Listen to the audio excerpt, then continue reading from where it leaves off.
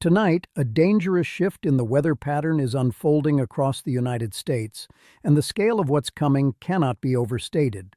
What begins as an Arctic surge pushing south is quickly evolving into a sprawling, high-impact winter event that will affect millions of people, from the deep south to the northeast. This is not just another cold snap. This is a volatile collision of extreme cold, developing storm energy and powerful winds, all arriving at the same time. It starts with an intense blast of Arctic air pouring out of the northern plains. This air mass is exceptionally cold, and it is driving temperatures down across regions that rarely experience conditions like this. From Florida through the mid-Atlantic and into the Northeast, temperature records are expected to fall. For communities still recovering from a recent winter storm, including areas dealing with power outages and infrastructure strain, this sudden plunge raises serious concerns about safety and resilience. Now, here's where this situation becomes especially dangerous. This Arctic air is not arriving alone. As it pushes south and east, it is interacting with moisture streaming in from the Gulf of Mexico. When bitterly cold air meets moist air, the atmosphere becomes primed for snow.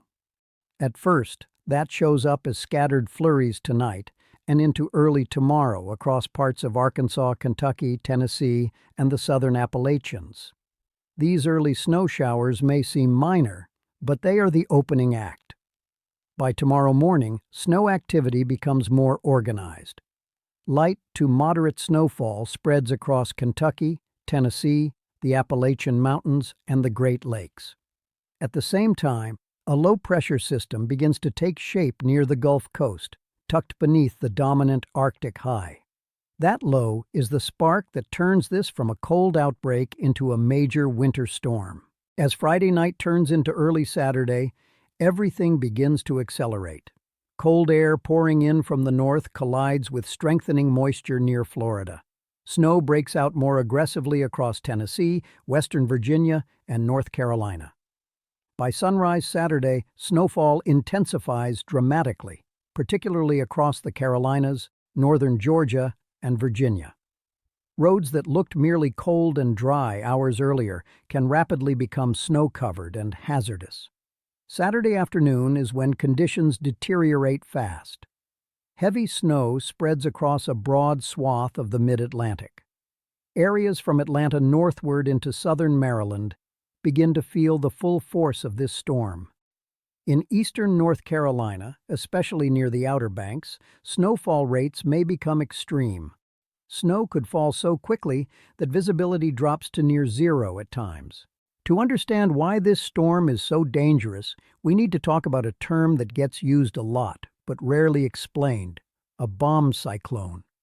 In simple terms, this is a storm that intensifies at an explosive rate.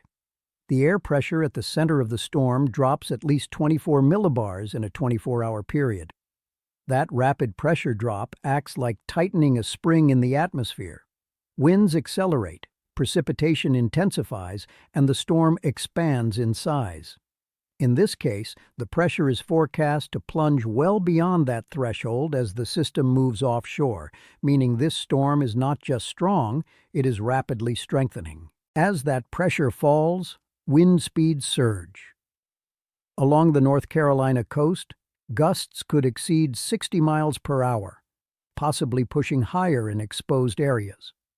Inland, sustained winds combined with heavy snow create whiteout conditions. Snow falling at rates of 2 to 3 inches per hour becomes light and powdery in the extreme cold, making it easy for the wind to pick up and blow around. That combination is what leads to blizzard conditions, where visibility is severely reduced for extended periods of time. By Saturday night, the storm grows larger and more expansive. Snow stretches from Georgia through the Carolinas, into Virginia, and north toward Delaware and New Jersey. Even Florida enters the conversation in a way that is almost unheard of. With strong west-to-east winds pulling moisture off the Gulf, snow flurries become possible near Tampa and Sarasota. In isolated spots, a light coating cannot be ruled out. On the backside of the storm, cold north winds may even bring snow flurries toward Jacksonville and areas near Daytona Beach. This is the kind of setup that people remember for decades. Meanwhile, snowfall remains intense across the Carolinas. Light snow extends farther north into Ohio, Pennsylvania, and New York, though accumulations there remain limited. The real focus stays on the southeast and the immediate east coast, where cold temperatures allow snow to pile up quickly without melting or compacting. As the storm deepens overnight into Sunday morning, it reaches peak intensity offshore. Winds increase further, and snow continues to fall across eastern North Carolina, Virginia, and parts of the mid-Atlantic. The exact track of the storm becomes critical at this point. A shift closer to the coast would bring heavier snow into southern New England. A slightly offshore path would limit the most extreme snowfall to places like Cape Cod and Nantucket.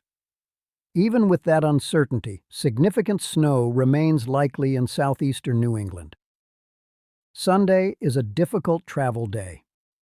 Snow continues in parts of the Carolinas early in the day before gradually tapering off.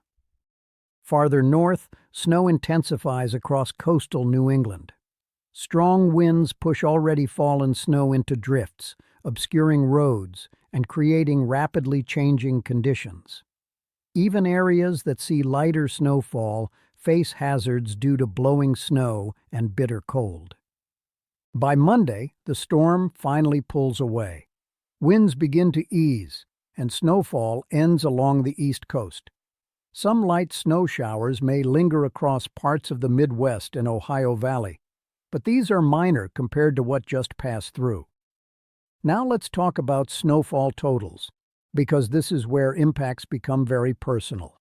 In Florida, flurries are increasingly likely, with a slim chance of a light coating in a few spots.